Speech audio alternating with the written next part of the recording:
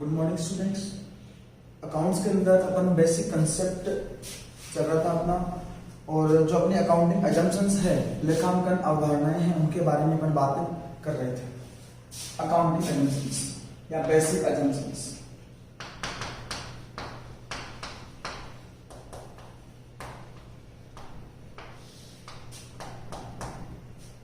आधारभूत अवधारणा।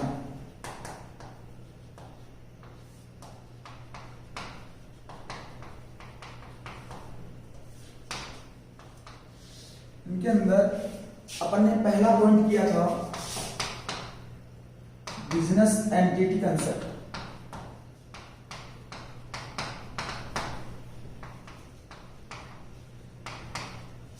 व्यवसाय अस्तित्व अवधारणा।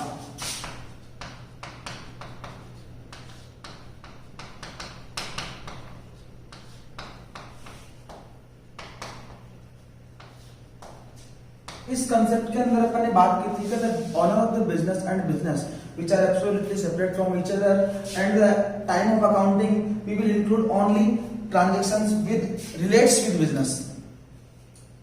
व्यवसाय और व्यवसाय का मालिक दोनों एक दूसरे से अलग अलग होते हैं, और जब अपन लेखांकन का काम करते हैं तो अपन उन्हीं ट्रांजैक्शंस को रिकॉर्ड करते हैं जो व्यवसाय से संबंधित होते हैं, अर्थात व्यवसाय के मालिक से संबंधित ट्रांजैक्शंस को अपन अपने को बिजनेस के ट्रांजैक्शंस में रिकॉर्ड नहीं करना चाहिए। ठीक है, आज अपन जो पॉइंट करने जा रहे हैं, दूसरा पॉइंट है अपना गोइंग कंसर्न कंसेप्ट या गोइंग कंसर्न अजम्पशन।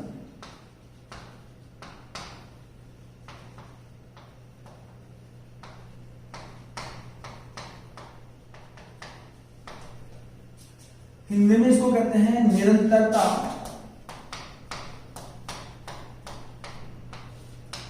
की अवधारणा। देखो भाई, गोइंग कंसर्न कंसेप्ट क्या कहता है कि जब अपन अकाउंटिंग करते हैं तो अपने को ये बात अपने माइंड में ये विचार होना चाहिए कि अपना बिजनेस निरंतर अनंत काल तक चलता रहेगा, अर्थात वर्तमान में अपने बिजनेस को बंद करने की या बंद होने की कोई भी संभावना नहीं है। इस बात को ध्यान में रखते हुए अपने को अकाउंटिंग का काम करना चाहिए। गोइंग कंसर्न कंसेप्ट क्या कहता है, इस अवधारणा के अनुसार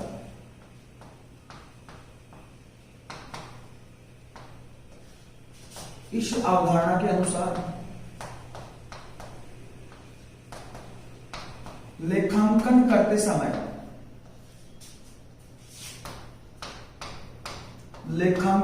समय यह विचार रखा जाना चाहिए कि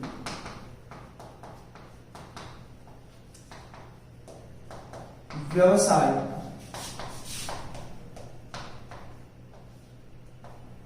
निरंतर अनंत काल तक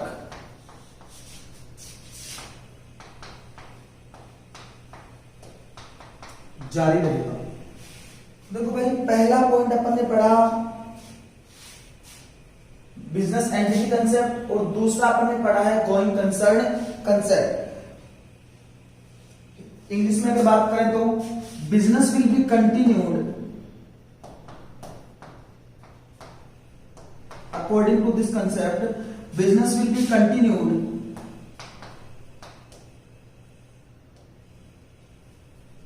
and exist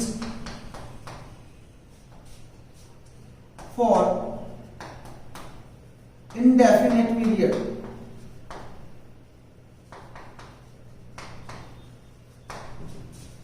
देखो भाई, अकाउंटिंग करते टाइम पे अपने को क्या अपने माइंड में विचार क्या रहना चाहिए कि अपना जो बिजनेस है वो अनंत काल तक चलता रहेगा।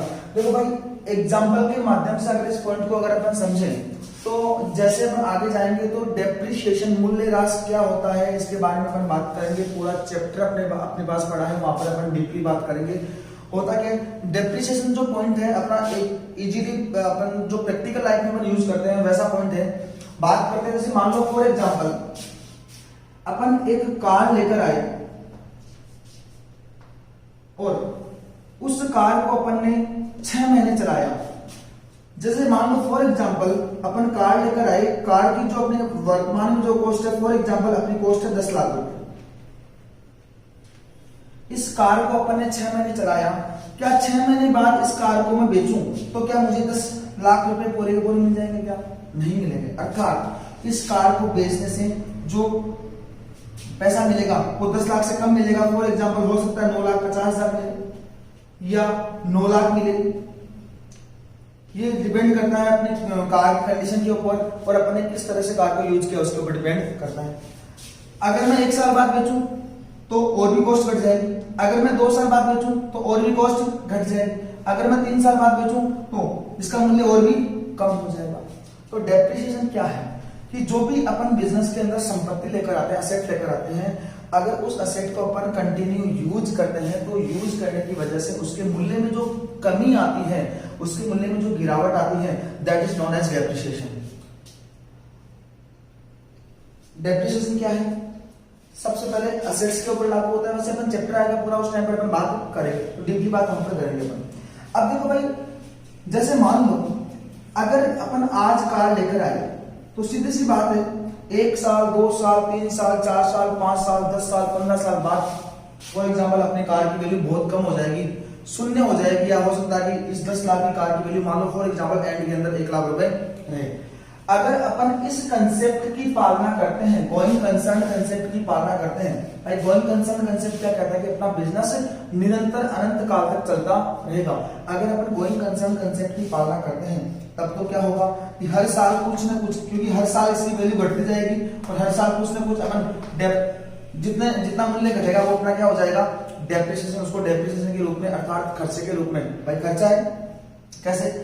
आज अपन ने 10 लाख की गाड़ी ली है, 6 महीने बाद में बेचना चाहूं तो 9,50,000 मिल रहे हैं फॉर एग्जाम्पल। इस 6 महीने की अवधि का मेरा टाइम का मेरा जो एक्सपेंस है वो कितना आ जाएगा? 10 लाख माइनस 9,50,000, खर्चा कितना आ जाएगा? 50,000। और ये जो 50,000 वो क्या है? डेप्रिसिएशन। इसका मतलब डेप्रिसिएशन क्या अपना खर्चा, ठीक है। बात जब डीपली बात करेंगे वहां पर जब अपन अपना अलग से चैप्टर पढ़ेंगे। तो देखो भाई, अगर अपन गोइंग कंसर्न कंसेप्ट का पालन करते हैं तो जैसे मान लो एक लेखांकन वर्ष के अंदर 1 वर्ष पूरा होने के बाद में इसकी वैल्यू जो अपने पास बची है वो बची है 9 लाख रुपए। इसका मतलब क्या होगा कि 10 लाख की अपने गाड़ी परचेज की, 9 लाख आज अपने को मिल रहे हैं। इसका मतलब इस लेखांकन वर्ष में, इस अकाउंटिंग ईयर में अपने जो कार के मूल्य में जो कमी आई है वो कितने रुपए की है? 1 लाख रुपए की। और 1 लाख रुपए के खर्चे को अपने को खर्चों के अंदर दिखाना होगा। बात समझ आए? अब देखो भाई, गोइंग कंसर्न कंसेप्ट के अकॉर्डिंग अगर अपन बात करें तो अपने को ये मान के चलना होता है कि अपना बिजनेस कंटिन्यू अनंत काल तक चलता रहेगा। बात समझ आई? आगे नेक्स्ट पॉइंट अपना आता है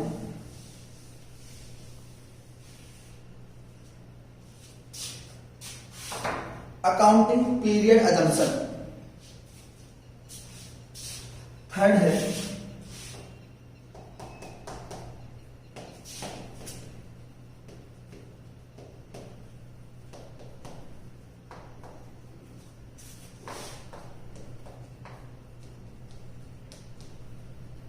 लेखांकन अवधि अवधारणा।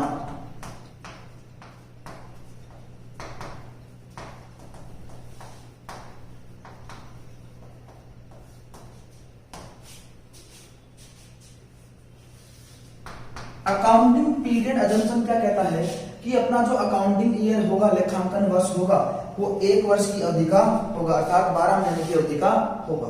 और इन जनरल अकाउंटिंग पीरियड के बारे में अपन ने बात की है कि 2 तरह के वर्ष होते हैं अपने पास, एक तो कैलेंडर ईयर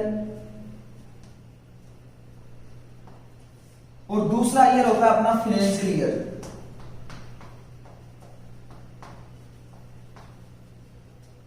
वित्तीय वर्ष। कैलेंडर ईयर के अकॉर्डिंग अगर हम बात करें तो अपना कैलेंडर ईयर 1 जनवरी से स्टार्ट होता है और 31 दिसंबर को क्लोज होता है। फाइनेंशियल ईयर के बारे में अगर अपन बात करें तो अपना फाइनेंशियल ईयर 1 अप्रैल से स्टार्ट होता है और 31 मार्च को क्लोज होता है। अब अकाउंटिंग पीरियड अजम्पशन क्या कहता है कि जब अपन, देखो भाई, अपना बिजनेस तो अनंत काल के लिए चलता रहेगा, लेकिन हर साल हर साल के एंड में अपने को ये कैलकुलेट करना होता है कि इस साल अपन ने जो काम किया है उसकी वजह से अपने को प्रॉफिट हो रहा है या लॉस हो रहा है। अब देखो भाई, अगर अपन अकाउंट कैलेंडर ईयर को लागू करते हैं, कैलेंडर ईयर के अकॉर्डिंग अपन अकाउंटिंग करते हैं, इसका मतलब 1 जनवरी से लेकर 31 दिसंबर के बीच में जितने भी ट्रांजैक्शंस हुए हैं, जितने भी लेन देन हुए हैं, उन लेन देनों के आधार पर अपने को नेट प्रॉफिट अर्थात फाइनल अकाउंट बनाने पड़ेंगे और फाइनल अकाउंट बनाकर नेट प्रॉफिट या नेट लॉस कैलकुलेट करना पड़ेगा। और अगर अपन फाइनेंशियल ईयर को अपन आधार मानते हैं, अर्थात अपन अपनी अकाउंटिंग वित्तीय वर्ष के अकॉर्डिंग करते हैं, अर्थात 1 अप्रैल से स्टार्ट होकर 31 मार्च को अपन अपना अकाउंटिंग ईयर क्लोज करते हैं, इसका मतलब इस टाइम पीरियड के अंदर जितने भी अपने ट्रांजैक्शंस हुए हैं, उन ट्रांजैक्शंस के आधार पर अपन अपने फाइनल अकाउंट बनाकर अपना नेट प्रॉफिट या नेट लॉस कैलकुलेट करेंगे। इसका मतलब क्या हो गया, अकाउंटिंग पीरियड हम क्या कहते हैं कि भाई अपन ये जानते हैं कि अपना बिजनेस जो है अनंत काल तक अर्थात इनडेफिनेट टाइम तक चलता रहेगा, लेकिन अपने को हर वर्ष के अंत में इस बात का कैलकुलेशन करना होता है कि अपन ने जो बिजनेस एक्टिविटीज की है, इन बिजनेस एक्टिविटीज को करने से अपने को प्रॉफिट हो रहा है या लॉस हो रहा है। तो अकाउंटिंग पीरियड कहता है कि एक लेखांकन वर्ष के लिए अपने को प्रत्येक लेखांकन वर्ष के लिए अपने को अलग अलग बुक्स ऑफ अकाउंट्स तैयार करनी चाहिए, और जैसे ही अपना अकाउंटिंग ईयर कंप्लीट होता है, अकाउंटिंग ईयर के कंप्लीशन के बाद में अपने को फाइनल अकाउंट बनाकर अपने को नेट प्रॉफिट या नेट लॉस कैलकुलेट करना चाहिए। बात समझ आ रही? अब ये बिजनेसमैन के ऊपर डिपेंड करता है कि वो अकाउंटिंग ईयर अपने कैलेंडर ईयर को माने या फाइनेंशियल ईयर को माने, अर्थात वो चाहे तो 1 जनवरी से 31 दिसंबर को भी अपना वित्तीय वर्ष मान सकता है, अपना अकाउंटिंग ईयर मान सकता है, और अगर वो चाहे तो 1 अप्रैल से 31 मार्च तक की जो अवधि है इसको भी अपना वित्तीय वर्ष अकाउंटिंग ईयर मान सकता है। लेकिन अगर बात करें अपन according to income tax department या कंपनीज एक्ट,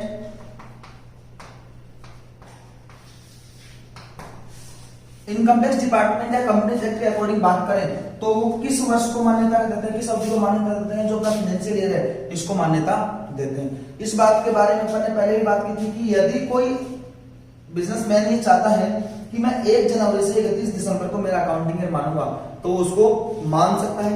अगर कोई बिजनेसमैन ये चाहता है कि मैं 1 अप्रैल से 31 मार्च को अपना फाइनेंशियल ईयर मानूंगा तो ऐसा वो कर सकता है, अकाउंटिंग ईयर मानूंगा तो ऐसा कर सकता है। जैसे मान लो कोई बिजनेसमैन है जिसने 1 अप्रैल से 31 मार्च के टाइम को अपना उसने अकाउंटिंग ईयर बना रखा है, फिर कुछ टाइम बाद वो डिसीजन लेता है कि मैं इसको अकाउंटिंग ईयर ना मान के इसको अकाउंटिंग ईयर मानूं, 1 जनवरी से स्टार्ट होकर 31 दिसंबर को मैं बुक्स ऑफ अकाउंट मेरे बंद करूंगा, तो वो ऐसा कर सकता है।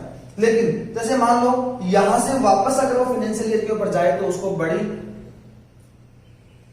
कानूनी बाध्यताओं का पालन करना पड़ता है, बड़े रीजंस बताने पड़ते हैं, उन रीजंस को बताने के बाद में ही वो ये काम कर सकता है।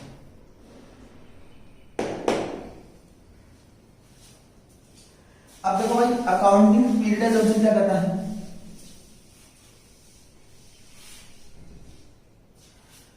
According to this concept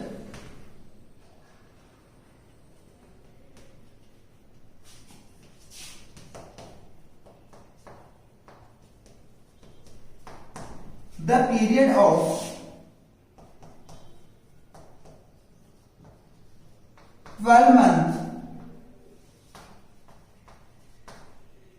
the period of 12 months an accounting year or an accounting year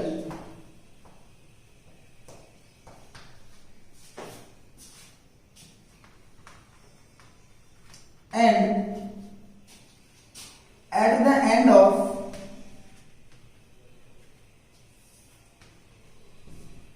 every accounting year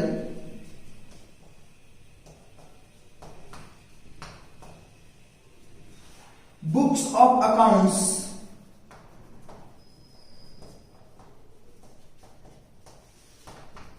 will be closed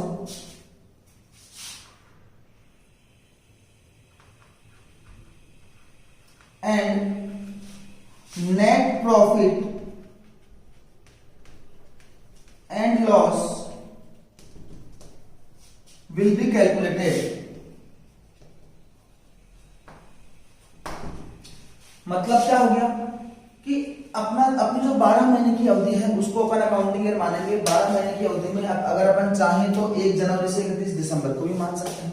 इसके अलावा बात करें तो अगर अपन चाहें तो 1 अप्रैल से 31 मार्च को भी अपन अकाउंटिंग ईयर मान सकते हैं। और जैसे ही अपना अकाउंटिंग ईयर क्लोज होगा तो अपने को बुक्स ऑफ अकाउंट्स बंद करने पड़ेंगे, और बुक्स ऑफ अकाउंट्स बंद करने के बाद अपने को नेट प्रॉफिट या नेट लॉस कैलकुलेट करना होता है। तो देखना भाई, अपन ने यहाँ तक की जो बात की है उसके बारे में अगर अपन बात करें तो पहला कंसेप्ट किया अपन ने बिजनेस एंटिटी कंसेप्ट, व्यवसाय अस्तित्व अवधारणा क्या कहती है। According to this concept the owner of the business and business will be separate from each other, दोनों एक दूसरे से अलग अलग होते हैं। और जब अपन अकाउंटिंग करते हैं तो बिजनेस के का लेखांकन करते समय केवल व्यवसाय से संबंधित ट्रांजैक्शंस को अपने को रिकॉर्ड करना चाहिए। गोइंग कंसर्न कंसेप्ट क्या कहता है कि अपन जब अकाउंटिंग करते हैं तो अपने को अपने माइंड में ये मान्यता होनी चाहिए कि अपना बिजनेस जो है वो अनंत काल तक चलता रहेगा, अर्थात निरंतर चलता रहेगा। अकाउंटिंग पीरियड असम्पशन लेखांकन अवधि अवधारणा क्या कहती है कि अकाउंटिंग पीरियड 12 महीने की अवधि को अपन लेखांकन वर्ष कहते हैं, जो सामान्यतः 1 अप्रैल से स्टार्ट होकर 31 मार्च को खत्म होता है। लेकिन अगर अपन चाहे कि 1 जनवरी से 31 दिसंबर को खत्म हो, अर्थात कैलेंडर ईयर को अगर अपन अकाउंटिंग ईयर मानना चाहे तो उसे मान सकते हैं। और जैसे ही अपना अकाउंटिंग ईयर क्लोज होगा तो अपने को बुक्स ऑफ अकाउंट्स बंद करने होते हैं और अपना नेट प्रॉफिट नेट लॉस अपन कैलकुलेट करते हैं। उसके बाद में है नेक्स्ट पॉइंट अपना मनी मेजरमेंट कंसेप्ट, मुद्रा मापन अवधारणा।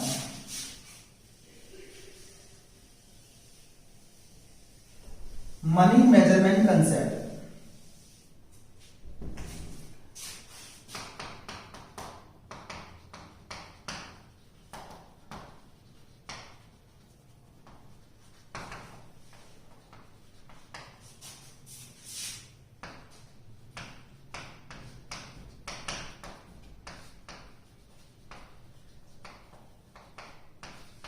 मुद्रा मापन अवधारणा क्या कहती है भाई, इसके बारे में अपन ने पहले भी बात की थी, अकाउंट्स की पहली क्लास में बात की है कि अकाउंटिंग केवल उन्हीं ट्रांजैक्शंस की कर सकते हैं, लेखांकन उन्हीं मदों का किया जा सकता है, उन्हीं लेन देनों का किया जा सकता है जिनको अपन पैसों के अंदर माप सकते हैं। अर्थात जिन ट्रांजैक्शंस को अपन मुद्रा में नहीं माप सकते, मनी के अंदर नहीं मेजर कर सकते, उनकी अपन अकाउंटिंग नहीं कर सकते। तो मनी मेजरमेंट कंसेप्ट क्या कहता है, इस अवधारणा के अनुसार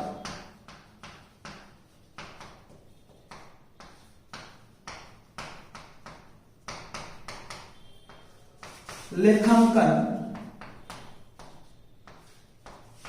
केवल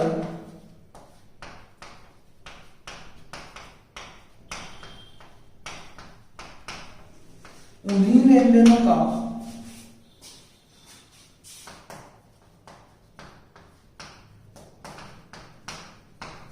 किया जा सकता है जिन्हें मुद्रा में मापा जा सके।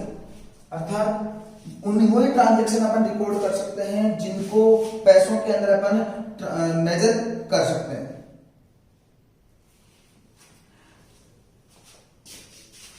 Only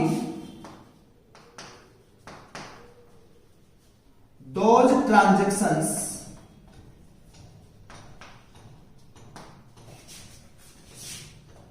are recorded which are capable to measure in the terms of money।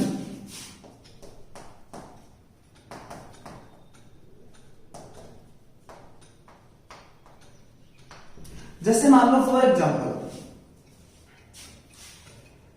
अपने पास एग्जाम्पल है कि प्रिया को 5,000 रुपए के वेतन पर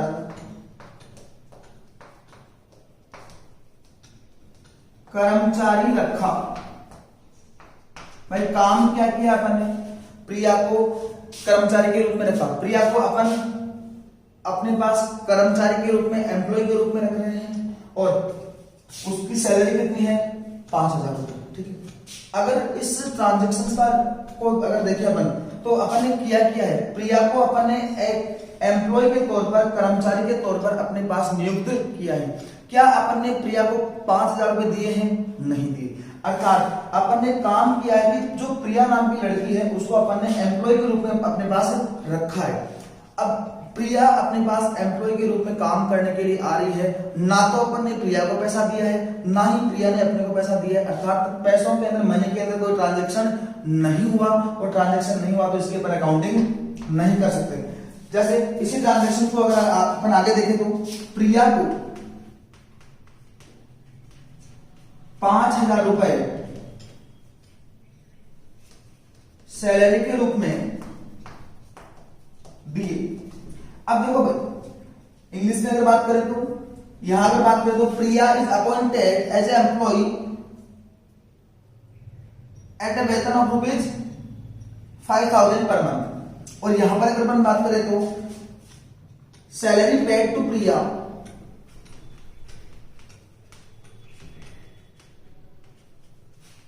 ₹5,000। यहां पर अपन ने प्रिया को 5,000 रुपए की सैलरी दी है, अर्थात अपने यहां से अमाउंट गया है। ट्रांजैक्शन ऐसा हुआ है जिसको अपन मनी के अंदर मेजर कर सकते हैं, और मनी के अंदर मेजर कर सकते हैं इसका मतलब इसके अंदर अकाउंटिंग कर सकते हैं। दूसरा एग्जांपल अगर अपन देखें तो देखो भाई, देखो बिजनेस का ओनर जब बिजनेस के अंदर राशि लगाकर कैपिटल अमाउंट इन्वेस्ट करके बिजनेस को स्टार्ट करता है तो उसको अपन कहते हैं कैपिटल, है ना। अब वो अमाउंट भी ला सकता है या कोई गुड्स भी लेकर आ सकता है। जैसे मान लो राम ने फर्नीचर, पंखे, एसी तथा 2 कारों के साथ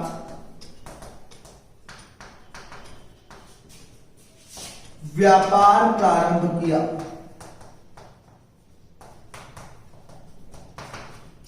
क्या अपन इसके अकाउंटिंग कर सकते हैं? क्या नहीं।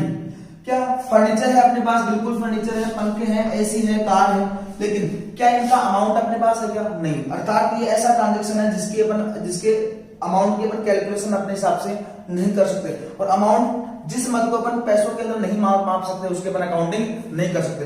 मान लो इसी ट्रांजैक्शंस को अगर अपने सामने ऐसे प्रेजेंट करें, Ram started the business with furniture of ₹20,000,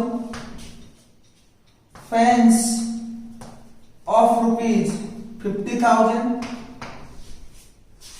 ACs of ₹40,000, या ऐसे करें fold, and cars of ₹10 lakhs। क्या अब इसके अकाउंटिंग कर सकते हैं? क्या बिल्कुल। ट्रांजैक्शन क्या है? राम बिजनेस को स्टार्ट कर रहा है, 20,000 के फर्नीचर इसके अंदर इसको लगाया था। क्या 20,000 का फर्नीचर, 50,000 के फैंस लगाए हैं, 4 lakhs के की एसी लेकर आया है, और 10 lakhs की ये कार्स लेकर आया है। इन सब के साथ इसने बिजनेस स्टार्ट किया है, तो कैसे अपन अकाउंटिंग कर सकते हैं? बिल्कुल कर सकते हैं। यहां पर अपने पास क्या है? अमाउंट है, और जिस ट्रांजैक्शन को अपन, जिस लेनदेन को अपन मनी के अंदर मेजर कर सकते हैं उन्हीं की अपन अकाउंटिंग कर सकते हैं। जिस ट्रांजैक्शन को अपन मनी के अंदर मेजर नहीं कर सकते उनकी अपन अकाउंटिंग नहीं कर सकते। आई थिंक 3 पॉइंट्स के बारे में आज अपन ने बात की है, आपको समझ में आया होगा। ये बेसिक कंसेप्ट की बातें हैं, और इन कंसेप्ट को समझना बहुत जरूरी है। अकाउंट्स एकदम प्रैक्टिकल सब्जेक्ट है। अकाउंट्स के अंदर ऐसा कोई भी पॉइंट नहीं होता जिसका कोई कंसेप्ट नहीं होता।